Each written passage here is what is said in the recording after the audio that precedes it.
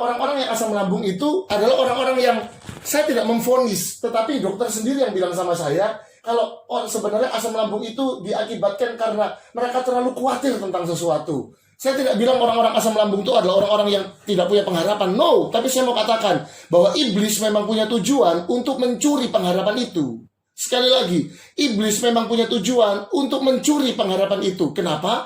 Karena kalau pengharapan sudah dicuri, maka kita akan menjadi zombie. Hidup tapi mati. Nah, itu yang bahaya. Oleh karena itu hari-hari ini saya selalu serukan di dalam setiap kesempatan saya pelayanan. Saya katakan seperti ini, bahwa kita tidak boleh jadi zombie, orang-orang yang hidup tetapi mati. Kenapa? Karena meskipun kita hidup, tapi kita tidak hidup di dalam pengharapan. Kita jadi orang-orang yang hopeless. Seakan-akan kita diputuskan sama Tuhan. Padahal firman Tuhan berjanji, sampai putih rambutmu, aku adalah Tuhan akan terus menggendong kamu. Masa firman Tuhan itu kurang? Masa firman Tuhan itu miskin? Sehingga kita masih perlu untuk Tuhan tolong ngomong sama saya secara audible. Tidak semua orang Tuhan berikan kesempatan untuk mendengarkan suara Tuhan secara audible. Cukuplah firman Tuhan yang kita pegang. Buat apa firman Tuhan? Buat apa buku pedoman ini kita pegang? Kalau kita perlu untuk dengar nubuat dari hamba Tuhan, perlu untuk didoakan hamba Tuhan secara pribadi, saya mau katakan hal-hal itu tidak salah. Tetapi kalau Anda mencari nubuatan hanya karena supaya Anda tidak menjadi orang-orang yang hopeless, sebenarnya ketika Anda sedang mencari nubuatan, disitulah Anda sebenarnya sudah hopeless. Anda tidak punya pengharapan. Kenapa? Karena Anda perlu suara yang nyata dan real untuk ada di telinga Anda. Bapak, Ibu, Saudara yang saya kasih dan saya cintai, ini firman Tuhan sudah lebih dari cukup untuk membuat Anda berdiri di masa-masa pandemi sekarang. Saya mau katakan corona ini, firman Tuhan bilang, barulah awal dari segala sesuatu. Kalau mau ngomong tentang akhir zaman, corona ini bukan apa-apa. Ya, sampai hari ini saya hidup, sampai hari ini saya dan istri, kami sehat, itu semua karena kebaikan Tuhan. Bukan karena transferan orang-orang. Bukan karena janji dari orang yang saya kasih 10 juta tiap bulan. Sampai hari ini tidak ada orang yang seperti itu, Bapak Ibu. Sampai hari ini tidak ada orang yang menjamin kehidupan kami. Cuma Yesus yang jamin kehidupan kami. Oleh karena itu, mari Allah yang saya percaya, yang membuat sampai hari ini saya punya pengharapan, mari percayalah Allah yang sama itu. Dia adalah Allah yang tidak pernah berhenti untuk memperhatikan kehidupan kita. Sampai putih rambut, pasti Tuhan berkati. Hari ini banyak yang ulang tahun. Ulang tahun pribadi, bahkan ulang tahun pernikahan. Saya mau katakan, tidak usah takut tahun-tahun ke depan. Tuhan pasti pelihara. Tidak usah lihat apa yang ada di depan. Tetapi lihat bagaimana penyertaan Tuhan. Sampai hari ini kita bisa ada. Kita akan menjadi orang yang penuh dengan ucapan syukur. Kenapa? Karena kita tidak melihat gelas yang terisi setengah, kita tidak melihat kosongnya. Tetapi kita melihat gelas ini sudah terisi setengah. Setengah penuh atau setengah kosong. Orang-orang yang tidak punya pengharapan, mereka akan melihat gelas ini setengah kosong. Tetapi orang-orang yang penuh dengan pengharapan, penuh dengan ucapan syukur, mereka akan melihat gelas ini setengah penuh. Mereka akan bersyukur dengan apa yang ia miliki saat ini. Hari ini saya punya apa? Itu yang saya syukuri. Saya tidak pernah mensyukuri segala hal yang saya tidak punya, yang saya tidak miliki hari ini. Saya punya banyak mimpi di depan. Siapa manusia yang tidak punya mimpi? Tetapi saya tidak mau berdiri atas apa yang saya tidak miliki saat ini. Saya mau berdiri dengan apa yang saya sudah miliki hari ini, dan saya mau terus berharap kepada Yesus supaya saya memiliki hal-hal yang saya belum miliki. Nah, saya mau itu semua yang ada untuk Bapak Ibu juga. Supaya apa? Hidup kita ini tidak hopeless. Bukan hidup yang tidak punya pengharapan. Kalau iblis sudah berhasil mencuri pengharapan kita, maka yang akan dilakukan selanjutnya adalah membunuh. Membunuh apa? Membunuh tubuh kita. Ya, orang-orang yang tidak punya pengharapan, mereka kan punya sakit penyakit. Macam-macam yang datang. Ya kan?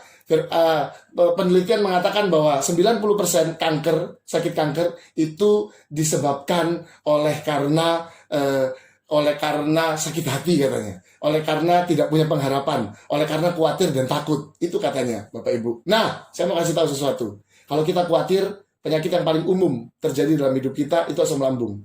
Kalau Anda terus berdiri dengan penyakit itu, maka itu akan menggerogoti tubuh kita. Semakin hari semakin gerogot. Ayo, semuanya sehat. Saya berdoa dari tempat ini, tidak ada yang sakit. Dalam nama Tuhan Yesus, tidak ada yang sakit. Kalau sampai iblis sudah membuat kita tidak ada pengharapan, maka iblis akan berhasil untuk membunuh tubuh kita. Nah, firman Tuhan bilang begini, jangan pernah takut dengan mereka yang dapat membunuh tubuhmu, tetapi takutlah mereka yang dapat membunuh jiwamu. Nah, firman Tuhan pakai kata-kata iblis itu Kerjanya mencuri pengharapan, membunuh fisik Anda, dan yang terakhir, membinasakan jiwa Anda. Ayo. Ketika saya tahu konsep ini, saya belajar untuk menjadi orang yang selalu cheerful, menjadi orang yang selalu bersuka cita. Seringkali mungkin di badan ini, karena kita khawatir, karena kita takut, ada banyak hal yang kita rasakan. Entah encok lah, entah tahu-tahu gigi sakit tuh. Gigi sakit itu bisa loh karena khawatir. Sakit kepala bisa karena kita stres. Sakit dada bisa karena kita stres. Sakit perut tambah lagi. Orang kalau senewen, mau naik ke panggung, mau khotbah, pasti pada umumnya mereka bilang, aku kok perutnya sakit, kebelet aku ke belakang. Kenapa? Karena dia stres. Macam-macam. Hati-hati. Iblis datang untuk mencuri pengharapan, membunuh fisik kita, dan membinasakan jiwa Anda. Kalau sudah 3 itu dilakukan, bagaimana? Makanya firman Tuhan lanjutkan. Tetapi aku datang untuk memberi apa? Hidup. Katakan amin di rumah masing-masing. Amin. Hidup. Hidup apa? Dalam segala kelimpahan. Limpah apa? Limpah syukur. Limpah pengharapan. Limpah kesehatan. Limpah kekuatan. Limpah ucapan syukur. Percayalah Yesus, maka Anda akan memiliki hidup. Kalau Anda tidak percaya Yesus, maka kematianlah yang akan mendatangi kita. Hari-hari ini yang ditakutkan bukan kematian tubuh, bukan kematian jasmani, tetapi yang ditakutkan adalah kematian rohani. Seorang hamba Tuhan datang sama saya. Lalu dia bilang gini, Jeffer, hari-hari ini kita harus menjaga kuat imun kita, katanya gitu. Kuat imun kita. Kita harus menjaga imun yang kuat, katanya. Tahu enggak saya jawab apa? Enggak, Pak, saya bilang. Enggak perlu imun yang kuat. Kita harus menjaga iman yang kuat. Saya katakan seperti itu. Kenapa? Karena kalau iman Anda kuat, otomatis imun tubuh Anda kuat. Tapi kalau imun tubuh Anda kuat, belum tentu iman Anda kuat. Tapi kalau iman kita kuat, saya mau katakan, iman itulah yang akan membuat imun tubuh Anda semakin kuat, dan kuat. Meskipun mungkin Anda mungkin mengalami sakit, misalnya sakit apapun itu. Tapi kalau iman Anda kuat, Anda tidak khawatir sama penyakit Anda. Anda tidak takut, meskipun mungkin perut Anda sakit.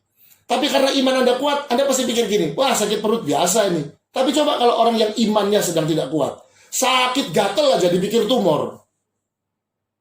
Ada gatel benjol, udah, waduh apa ini kok benjol? Aduh jangan-jangan tumor. Udah mulai buka Google, benjolan di lengan. Nah, sudah mulai lagi, terus tahu-tahu sakit perut, sakitnya tiap malam. Mulai lagi baca di Google, sakit perut tiap malam. Oh, waduh serem. Kalau Anda membiasakan diri untuk membaca Google, maka hidup Anda akan seperti Google, nggak punya kepastian. Iya, karena setiap orang diperbolehkan untuk menulis di Google.